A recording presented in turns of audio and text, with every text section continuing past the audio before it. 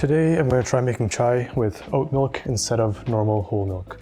Overall, I'd say this experiment was a success. You can use oat milk instead of whole milk for chai. And it also adds its own oat flavor to it, which plays interestingly with the spices that you use. I used cardamom, clove, and black pepper, but try using cinnamon and maybe even star anise and see what happens.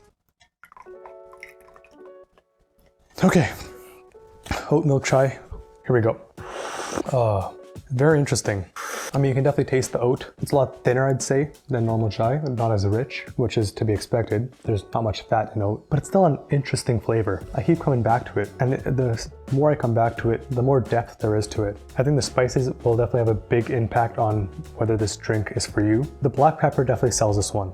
That bit of spice, that bit of pepperiness, I don't know, it elevates it. I feel like if I just had cardamom and clove, just the aromatic stuff, it wouldn't be as good. Especially with oat, it needs a bit more of a kick, because you just think of it as like eating oatmeal. You don't want to eat it plain. You want to have a bit of spice to it. Usually that's done with, cinnamon, sugar, but I'm trying to avoid sugar for now. So a bit of kick with black pepper and some aromatics is actually pretty good the more I drink it. This goes to show it's not really an exact science, and first impressions aren't always everything. The more you drink something, the more you understand it, the more you appreciate it as well. And I'm beginning to appreciate this a lot more than I thought I would. I'm not going to pretend it's the same thing as chai. If you're going for a substitution for whole milk in your chai, I'm not going to lie to you and say this is it. But if you're looking for a different kind of flavor, maybe something a bit more, how do I even describe this? If you're going for something a bit lighter, then this might be the drink for you. I'm just going to pour myself out full glass.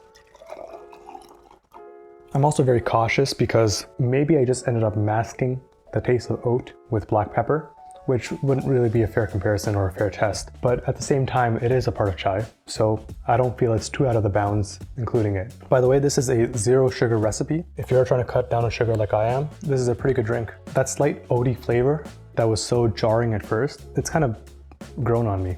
You get used to it pretty quick. Some further changes or additions I would make is actually trying cinnamon, because I know cinnamon and oat goes really well together, so I'm sure it would go well with chai as well. Maybe increasing the concentration of oat milk to black tea, maybe even going for a half-half, might increase the oat flavor.